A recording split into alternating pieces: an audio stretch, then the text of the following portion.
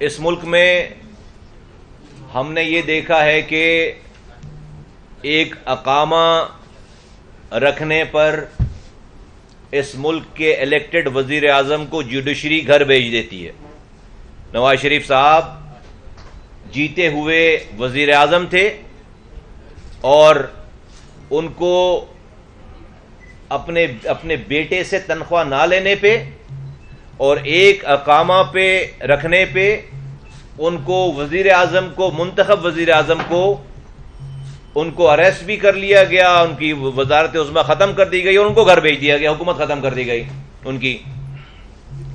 پھر ہم نے یہاں پر متعدد بار دیکھا ہے ملک میں کہ جعلی ڈگریوں کے اوپر کئی ایم این ایز کئی ایم پی ایز فارغ ہو گئے. بالکل صحیح بات ہے، ہو جانا چاہیے ان کو. اس کے بعد ہم نے ڈیول نیشنلٹی پہ ہم نے دوہری شہریت رکھنے پہ ہم نے اس ملک میں بہت سارے بنے ہوئے M N A M P S senators کو گھر جاتے ہوئے دیکھا ہے اور اسی جوڈیشری نے ان کو گھر بھیجا ہے. لیکن آج ہم اس ملک میں یہ دیکھ رہے ہیں کہ وہ ادارہ جو کہ سب سے معتبر ہے اور شاید اس کو رہنا بھی چاہیے کیونکہ وہ انصاف کا ادارہ ہے جہاں پر لوگوں کا اعتماد ہونا چاہیے، چاہے وہ کسی بھی رنگ نسل زبان پارٹی اور مسلک سے تعلق رکھتا ہو. اگر وہ ادارہ خدا نہ خواستہ کہیں پر ٹینٹ ہو رہا ہے، کہیں پر اس کے اوپر داغ لگ رہے ہیں، کہیں پر اس کے قول اور فعل میں تضاد اگر آ رہا ہے تو وہ اس ملک کی سالمیت اور اس ملک کے فیوچر سے کھیلنے کے مترادف ہے. میں یہ بات کیوں کہہ رہا ہوں؟ میں یہ بات اس لیے کہہ رہا ہوں کہ اب سے چند دنوں پہلے ایک سینیٹر کی جانب سے ایک خط لکھا گیا اسلام آباد ہائی کورٹ کو، جس میں ان سے یہ دریافت کی گئی بات کہ کیا کوئی دوہری شہریت رکھنے والے فرد کو جج ہونا چاہیے، جج ہو سکتا ہے. میں اس کو اپنے مفہوم عرض کر رہا ہوں تو اس کا جواب یہ آیا، اسلام آباد ہائی کورٹ سے جواب یہ آیا کہ آئین میں اس طرح کی کوئی پابندی نہیں ہے کہ کوئی دوہری شہریت رکھنے والا شخص جج نہ بن سکے. ٹھیک بات ہے، آئین میں نہیں ہوگی بات. جسٹ امیجن کریں ایک لمحے کے لیے، اس بات کو امیجن کریں کہ کوئی شخص کسی دوسرے ملک کا وفادار ہے. اوتھ، جب آپ کسی ملک کی شہریت لیتے ہیں تو آپ اوتھ اٹھاتے ہیں اس کی وفاداری کا، اس ملک کی وفاداری، اس کی کانسٹیٹیوشن سے وفاداری کا اوتھ اٹھاتے ہیں، حلف اٹھاتے ہیں.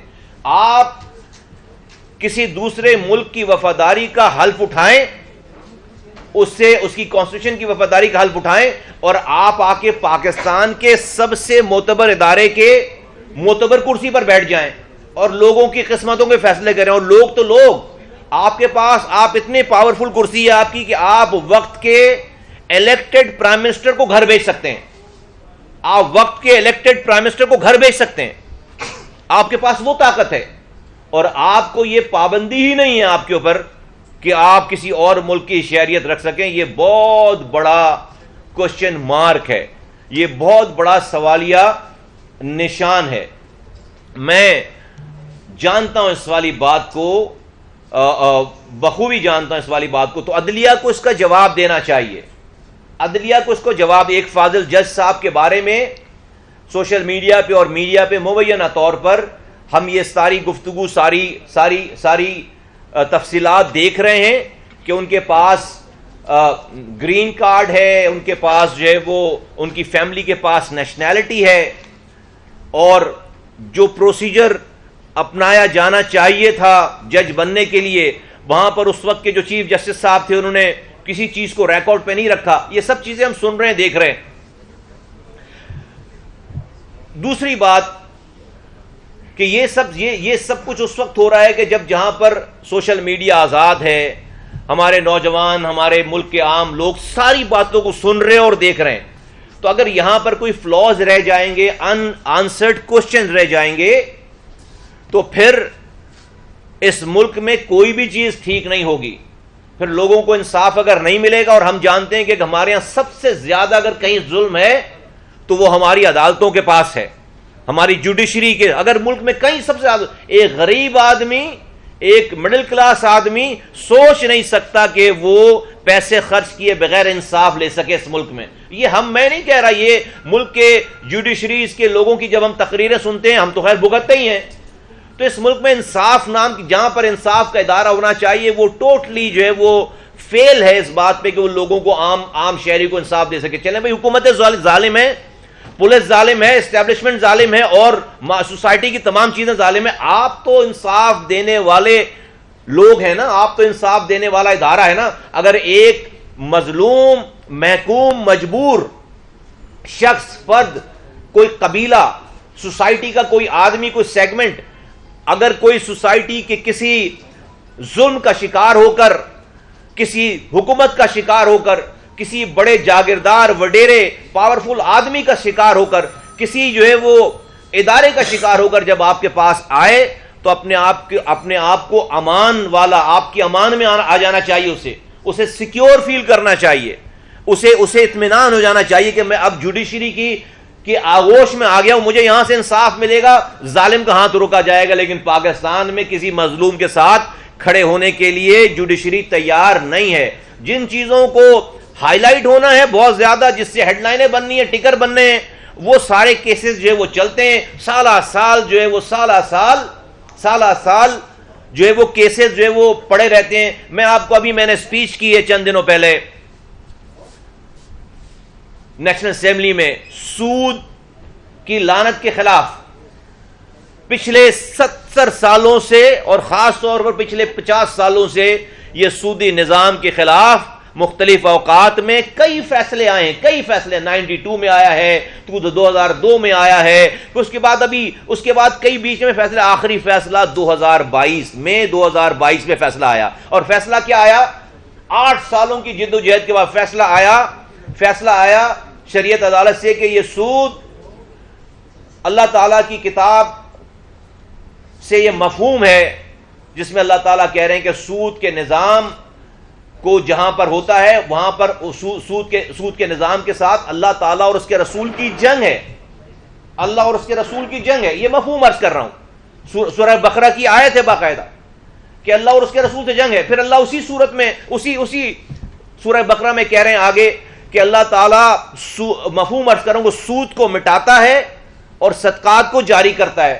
کس کو مٹانے کی بات کر رہا ہے؟ میری اکانومی کو اللہ مٹانے کی بات کر رہا ہے. میری اکانومی سود پر ہے اور اللہ کہہ رہا ہے میں سود کو مٹا کر رہوں گا اور صدقات کو جاری کر کے رہوں گا. یہ مفہوم ہے, میں نہیں کہہ رہا, قرآن ہے.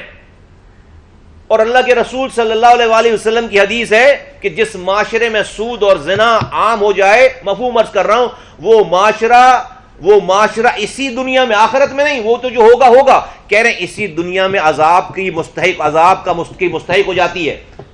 وہ سوسائٹی اسی دنیا میں عذاب کی مستحق ہو جاتی ہے.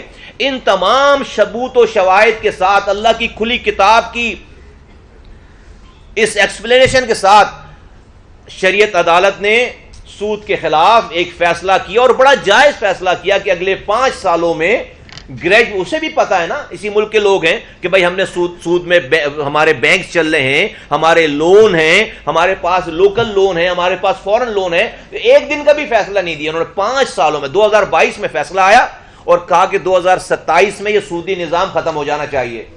اس فیصلے کے خلاف 16 بینکس اسی سپریم کورٹ کے ایپیلنٹ بینچ میں جا کر انہوں نے اپیل دائر کر دی.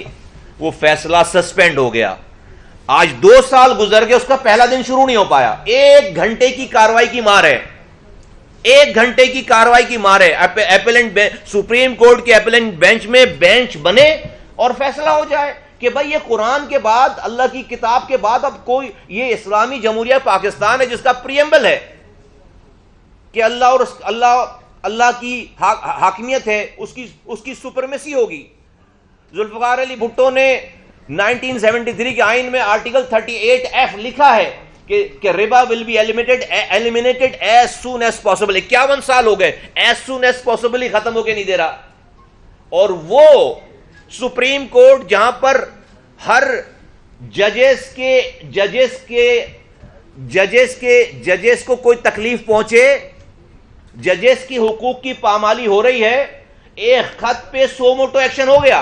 اللہ کے حقوق کی پامالی ہو رہی ہے, اللہ اور اس کے رسول سے جنگ پر آمادہ ہیں, وہاں پر کانوں پہ جوں نہیں نیک رہی, وہاں پر کوئی تکلیف نہیں ہو رہی. ایک دن کے فیصلے کی مار ہے, ایک دن میں اپیلنٹ بینچ بنتی اور یہ ساری اپیلیں ریجیکٹ ہو جاتی اور یہ سودی نظام اگلے 5 سالوں میں ختم. ہم کیسے کہہ سکتے ہیں کہ ہم ترقی کرے گا یہ ملک؟ ہم یہ نعوذ باللہ یہ کہہ رہے ہیں کہ اللہ اور اس کے رسول, اللہ کہہ رہا ہے کہ میں تمہیں مٹا کے رہوں گا. YouTube پر گوگلی نیوز دیکھنے کے لیے youtube.com کی سرچ بار میں googly news T V type کریں. گوگلی نیوز کے پیج پر سرخ رنگ کے سبسکرپشن والے بٹن پر کلک کرنا نہ بھولیے. YouTube پیج پر اپلوڈ ہونے والی ویڈیوز سے باخبر رہنے کے لیے بیل آئیکن پر کلک کیجیے. آپ کو ہر نئی ویڈیو کے بارے میں نوٹیفیکیشن موصول ہو جائے گا.